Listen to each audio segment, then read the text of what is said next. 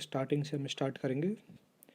तो यहाँ पे पहला है कि आपकी जो पार्टनरशिप डीड अगर होती है तो क्या क्या होता है, और पार्टनरशिप डीड अगर एब्सेंस होती है तो उसके एब्सेंस में हम क्या क्या चीज़ें करते हैं। तो पहला, अगर पार्टनरशिप डीड नहीं है तो कोई भी सैलरी प्रोवाइड नहीं की जाएगी पार्टनर्स को, कोई भी सैलरी नहीं दी जाएगी पार्टनर्स को। दूसरा, इंटरेस्ट ऑन कैपिटल नहीं दिया जाएगा। आईओडी और आईओसी दोनों ही चीज़ें नहीं दी जाएंगी। इंटरेस्ट ऑन पार्टनर्स लोन में होता है कि आपको 6% आपको देना पड़ता है अगर वहाँ कोई पार्टनरशिप डीड नहीं है, तो आप 6% उसके ऊपर इंटरेस्ट पे करेंगे। जो आपकी फर्म है वो पार्टनर को पे करती है 6%। डिस्ट्रीब्यूशन ऑफ प्रॉफिट हमेशा इक्वली होता है, कोई मैटर नहीं होता कि किसने कितनी कैपिटल लगाई, यहाँ पे प्रॉफिट इक्वल बटेगा। चाहे एक बंदे ने 10 लाख लगाया हो पैसा या फिर एक बंदे ने 1 लाख, कोई मतलब नहीं होता उससे। इंटरेस्ट ऑन ड्राइंग भी चार्ज नहीं होती। और वहीं पे अगर हम बात करें पार्टनरशिप डीड हो तब क्या क्या होता है, तब सैलरी अगर उसमें दे रखी है तो उस हिसाब से चार्ज होगी। मान के चलो जैसे उसमें लिख रखा है 2000 पर मंथ देनी है ए को, तो फिर हम उस हिसाब से ए को देंगे, पर मंथ सैलरी देंगे, तो टोटल 24,000 देनी पड़ेगी। और अगर इंटरेस्ट ऑन कैपिटल दे रखा है कि पार्टनर्स को इंटरेस्ट ऑन कैपिटल 5% देना है, 10% देना है, जितना भी देना है वो उस हिसाब से फिर हमें देना पड़ता है। पार्टनर्स लोन जो है इंटरेस्ट का वो भी वहाँ पे डिसाइड हुआ होता है, हो सकता है वो 6% ही हो सकता है उससे ज़्यादा हो, तो वो भी वहाँ पे डिपेंड करता है। प्रॉफिट एग्रीड रेशियो होते हैं वहाँ पे, जो पार्टनर्स अपने बीच में रेशियो उसको लेके आते हैं 3:2, 2:1, ज़्यादा पार्टनर है तो 4:3:2, मे भी वो भी बराबर हो सकते हैं, 1:1:1 भी हो सकता है। तो जैसा कि उसमें होता है उस हिसाब से वहाँ पे काम चलता है, जो हम डिस्ट्रीब्यूट करते हैं प्रॉफिट को। इंटरेस्ट ऑन ड्राइंग भी पे करना पड़ता है अगर पार्टनरशिप डीड में है। मान के चलो इंटरेस्ट ऑन ड्राइंग हम ले रहे हैं 5% चार्ज कर रहे हैं या फिर 10% चार्ज कर रहे हैं, जितना भी हम चार्ज कर रहे हैं वो हमें पे करना पड़ेगा। उसके बाद आते हैं टाइप्स ऑफ पार्टनरशिप पर। तो पार्टनरशिप में आपके एक ड्यूरेशन के हिसाब से होती है, एक लायबिलिटी के हिसाब से। ड्यूरेशन में पहला है पार्टनरशिप एट विल।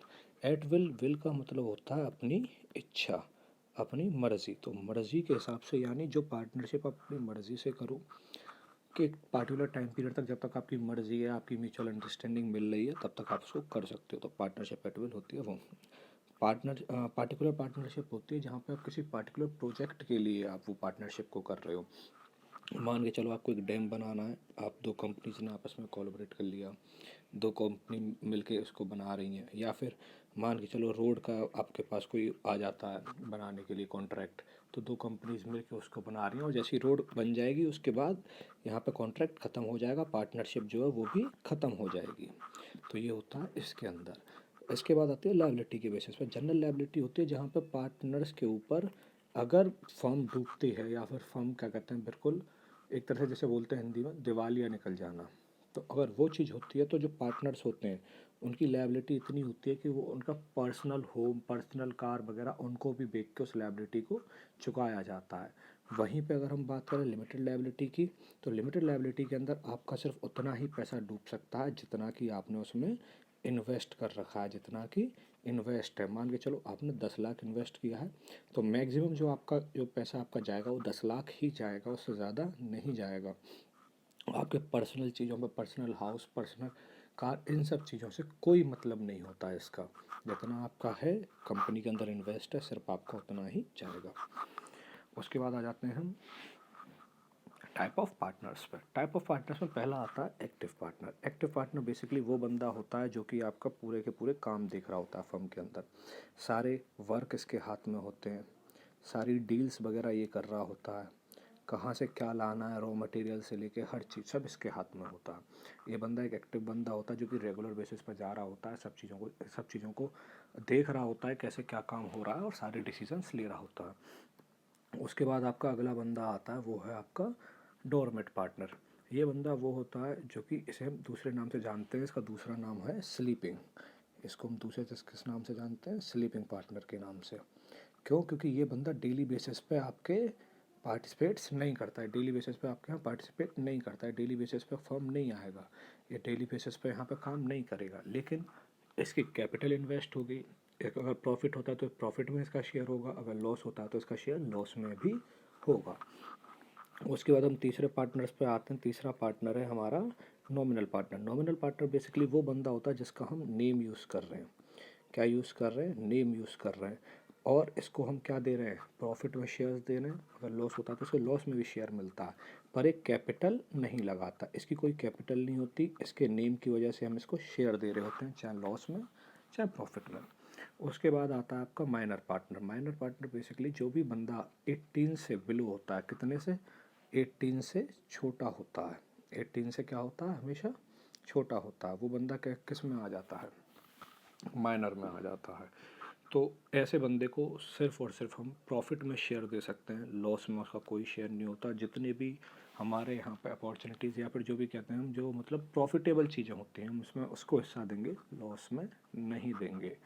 उसके बाद आपका आता है पार्टनर्स बाय एस्टॉपर्स। इसका मतलब होता है जो पार्टनर का, जिसको हमने एक तरह से उसका हम फेस यूज़ कर रहे हैं। हम क्या यूज़ कर रहे हैं? फेस यूज़ कर रहे हैं। किसके आगे? पब्लिक के आगे। कैसे? मान के चलो दो बंदे हैं, एक राज और एक रमन। तो राज की कंपनी है और वो एक बैड फेस से गुजर रही है, तो रमन एक अच्छा खासा नेम का बंदा है।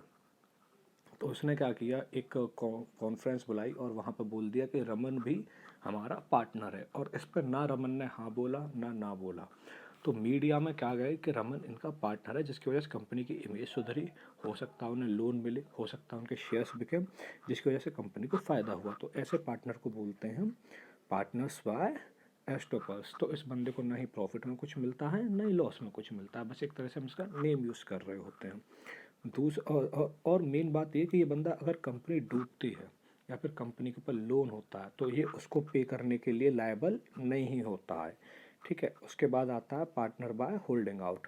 ये होल्डिंग आउट वाला जो बंदा है, ये सेम इसकी तरह होता है, पर अगर कंपनी डूब रही है, कंपनी के ऊपर लोन है, तो इस बंदे को वो पे करना पड़ेगा, चाहे इसको प्रॉफिट या इसको लॉस कुछ नहीं मिल रहा। इसका भी सिर्फ यहाँ नेम यूज़ हो रहा है, फेस यूज़ हो रहा है इसका। इसकी फेस आइडेंटिटी से, इसकी जो फेस वैल्यू है उसकी वजह से कंपनी प्रॉफिट ले रही है। पर फिर भी अगर कंपनी लॉस में जाती है तो ये बंदा लायबल है पे करने के लिए। कौन सा? Partner by holding out.